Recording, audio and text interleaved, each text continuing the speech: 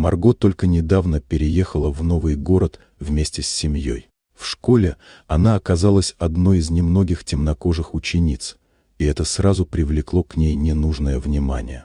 Девочка была дружелюбной, хорошо училась и особенно гордилась своими густыми кудрями, которые носила с любовью. Однако некоторые одноклассники посчитали ее отличия поводом для насмешек. Сначала это были просто обидные слова и попытки дергать ее за волосы. Она старалась не реагировать, надеясь, что интерес к ней угаснет. Но однажды, когда занятия закончились, трое учеников Джастин, Эмма и тот загнали ее в угол в школьной раздевалке. Один из них вынул ножницы и, ухмыляясь, отрезал прядь ее волос. Марго закричала, но никто не успел ей помочь, обидчики быстро сбежали. Она стояла в пустом коридоре, дрожа от унижения и страха, а обрезанные локоны валялись на полу.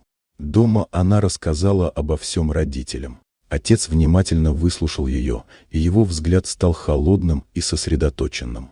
Марк Уильямс работал в ФБР и специализировался на расследовании преступлений на почве ненависти. И хотя для него это было личное, он знал, что справедливость должна восторжествовать по закону.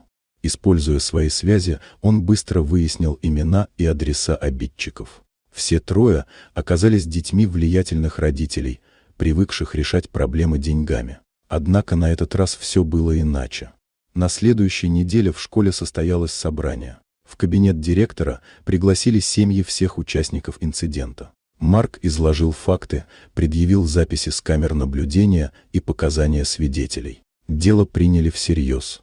Школьники получили дисциплинарные взыскания, а их родители – официальный запрос о прохождении обязательных курсов по борьбе с дискриминацией. Кроме того, в рамках урегулирования инцидента семьи обидчиков пожертвовали крупную сумму в фонд поддержки афроамериканских студентов. Школа изменила свою политику, усилив меры против буллинга. Марго больше никогда не сталкивалась с подобными проблемами.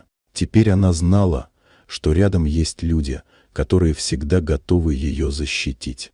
Вот такая удивительная история. Дорогие друзья, если вам понравилось видео, поставьте лайк, а также подписывайтесь на канал, впереди еще много интересного.